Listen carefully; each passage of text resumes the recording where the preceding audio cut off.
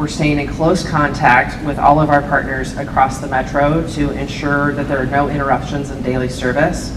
And we have no plans at this time to limit the amount of food we guarantee or alter our services.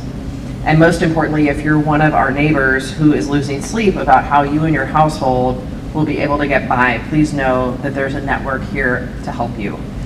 This is especially true for our service members and federal employees that are facing uncertainty about when their next paycheck might come. Please know that we're here to help. All DMARC pantry locations guarantee a free 3-day supply of food for you and your household. There are no income or residency restrictions and no application process. And if you need help, you can find a pantry that works for you at dmarcunited.org. And if you need help beyond food assistance, call United Way's 211 and they can refer you to other services. And with that, I'm going to turn it over to Mike from Catholic Charities.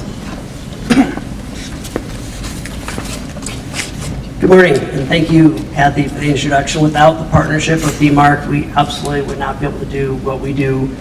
It's also a great setting because somewhere in this building is a box of items likely for Catholic Charities. So just a little bit of background. Catholic Charities really administers programs within the Diocese of Des Moines that are focused on social justice. We really have a foundation of principles that are centered around Catholic social teaching, and it's those principles that drive us to have programs that support the most vulnerable and the underserved in our communities.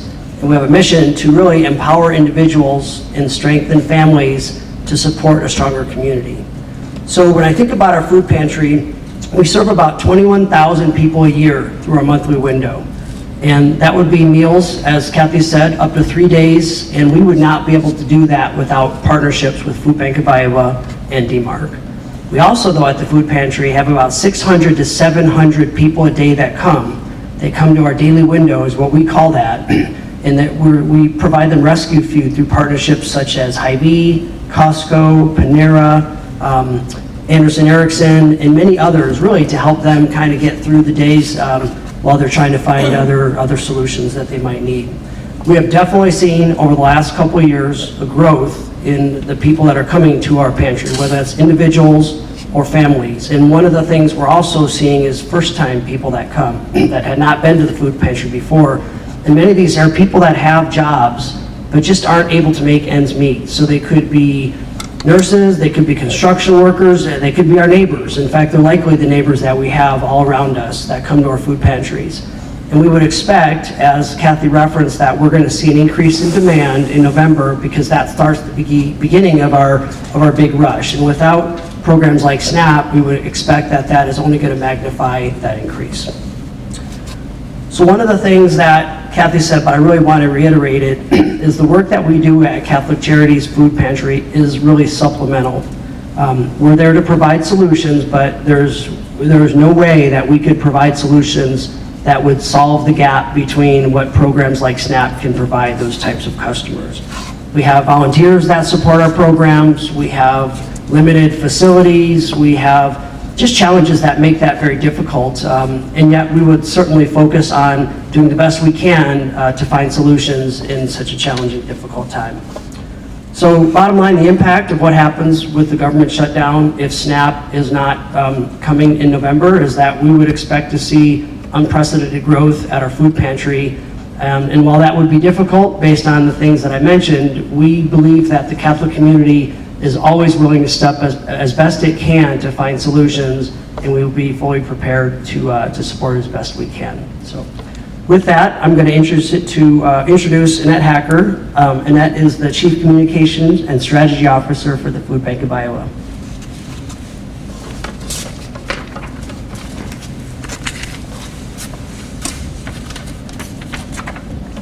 Thank you, Mike. And thank you for being such a fine example of the partnership that exists between DMARC, Catholic Charities, and Food Bank of Iowa. I want to underscore what you and Kathy have noted. 50,000 community members here in Polk County and 250,000 Iowans statewide who rely on SNAP are worried about having food on the table next month. It's another stark reminder that food insecurity can impact anyone at any time. And it foreshadows what's coming over the next couple of years. Food Bank of Iowa will continue to help stock partner shelves, coolers, and freezers here in Polk County, including the DMARC network, and in 54 other counties across our state. But our work is getting harder. It takes all of us working together to get Iowans the food they need to thrive. If you need help, we're here. Go to foodbankiowa.org and click on the Find Food tab to find resources nearest you. That said, our resources, as Kathy and Mike have noted, our resources are not unlimited. Food Bank of Iowa is not federally funded. It's only through generous donors that we're able to fulfill our mission and feed Iowans facing hunger.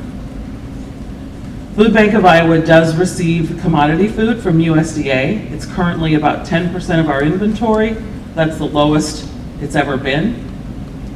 We do have USDA orders coming through the end of the year, but there can't be any new orders until the government reopens. And as for the 1 million pounds or 30 truckloads of food we have ordered for delivery in the first quarter of 2026, it certainly remains to be seen if we ever see any of that food. Food Bank of Iowa is currently purchasing 57% of its inventory, even with donated food and rescue food, like Mike noted.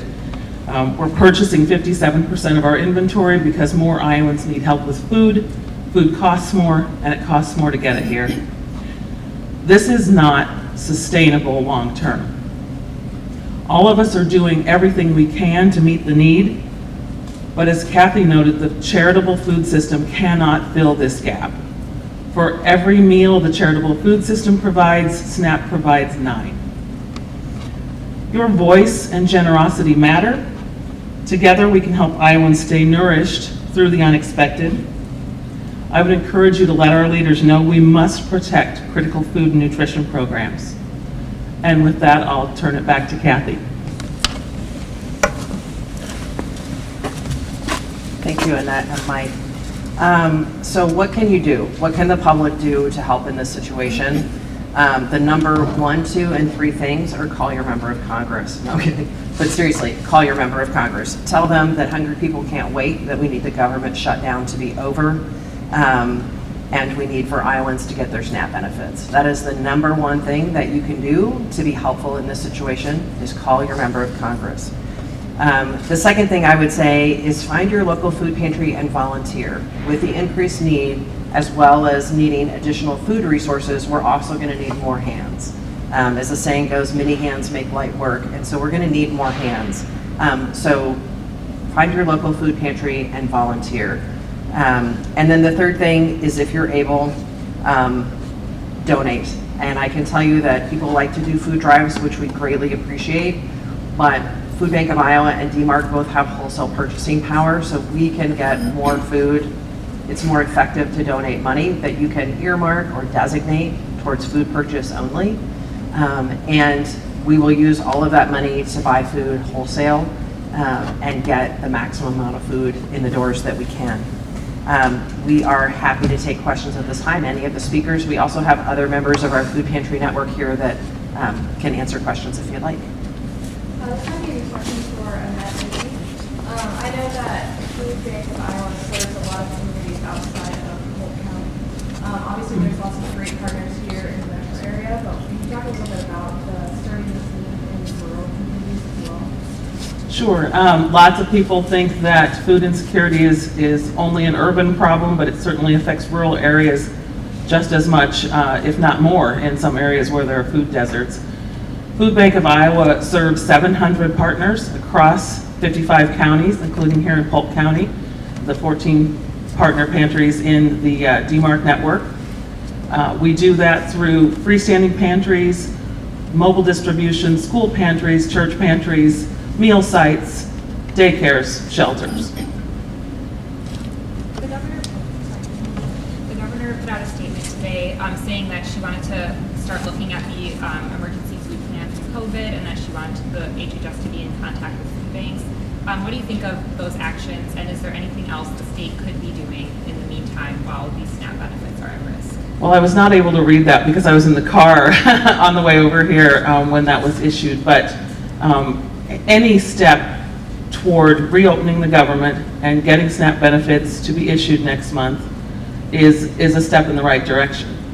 We need help. The charitable food system alone can't fill the gap that will be created possibly next month or even down the line 2 years from now when more cuts to SNAP are coming. We obviously don't know when the shutdown will end, but is there any chance that if it ends before the start of the month, that these benefits could still go out? Or is there a cutoff day that you're all planning for?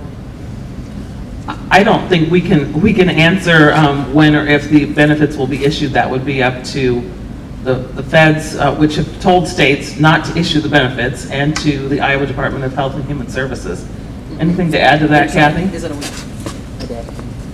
I think, so Iowa HHS, sorry. This is Luke I would from point, DMARC's. yeah, sorry, I'm the Policy and Advocacy Manager at DMARC. Iowa HHS has posted on their website, on the SNAP page, that they will make extraordinary efforts to get those benefits out as quickly as possible. I think they have 6 business days lead time typically, but I also know that payment processors, state agencies have said that they will take extraordinary efforts to get those out as quickly as possible. So we could see a brief delay, but I think everyone will work hard to get those out the door as quickly as they can. And I'll chime in on the question about the governor's statement. I think it's wonderful that she's calling people together. Again, I think that having that close communication between the public and private entities is really, really critical. And so the sooner we can get information to prepare the response that we have, the better we are. Yeah, just logistically, what happens if theoretically you guys run out of food to give? What's that look like at that point? That's a great question, and one that I really don't want to imagine. I think that we are taking, again, measures here to ensure that that doesn't happen. We're currently ordering, we've got, this warehouse holds almost 3 months worth of food at our current distribution rates. The big question is, where are those distribution rates going to go in November? But right now, certainly we have a month and a half to 2 months, even at very high rates. So we're continuing to source food and order more food in so that that doesn't happen.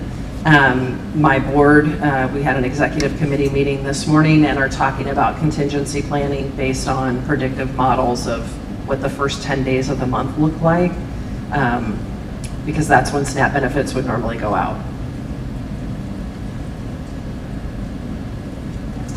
Curious to know what this is doing to your finances, both to DMARC and Food Bank of Iowa. Or do you find that you're having to dip into reserves or make other emergency accommodations for having to purchase more food? That's a great question. So we are certainly looking at our reserves. We're not there yet. We have a food purchase budget and we've been able to stay on that. But if this need really increases the way that we're assuming that it will, we'll really be relying on the generosity of our donors and of the community to step up so that we have money to spend on additional food. Mike, do you want to address that question too? Yeah, I would say for us, we have not had a financial impact specifically on this program. We would start to have that, I think, if Food Bank of Iowa and DMARC started to have some of those challenges. We definitely feel like we would have the reserves if we needed to support the type of needs, but I wouldn't say that's long-term. And it goes back to the type of constraints that we talked about earlier with capacity, number of volunteers, and things of that nature. To echo what they said, Food Bank of Iowa is on sound financial footing. However, as I said before, our resources are not unlimited. We really can't continue at the rate we're going with purchased food. That said, it's so important that our neighbors understand the food bank, DMARC, Catholic Charities, all of our partners here today, we're going to be here to provide food for the long term. We've been here a long time and we'll continue to be here. But we're going to have to get more and more creative on how we source that food, how we deliver that food, how we fundraise. It is a very, very challenging time. Any other questions? I know circumstances are different. You mentioned being unprecedented time, heading up to November, SNAP funding being cut. Is there a time that you can compare this to in the past? Did you go back like 2018 government shutdown? I know there's actions before it, but you're just able to learn something.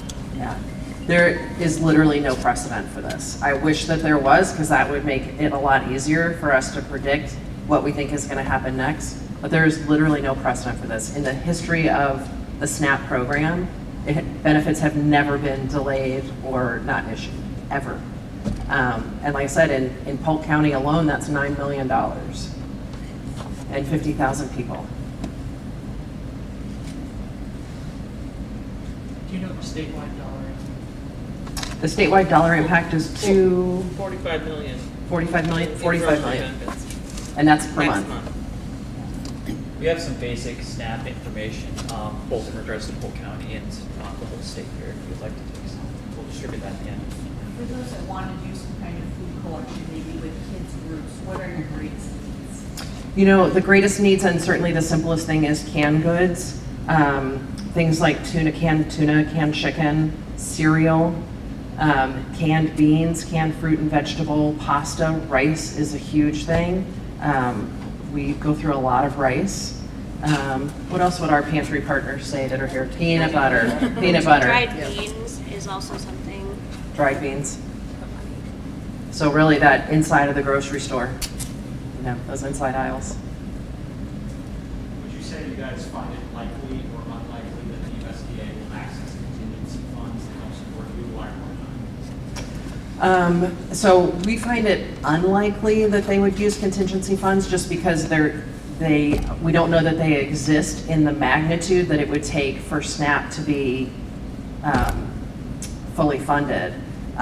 Certainly, you know, they could choose to do a partial benefit. So if someone would normally get $100 a month in SNAP benefits, could they do 25 or 50? But that adds so much complexity to such a big system. I can understand where there would be concerns. It would be great, but I can understand why there would be concerns of going down that road. All right, well, thank you, everybody. I'll turn it back over to Blake.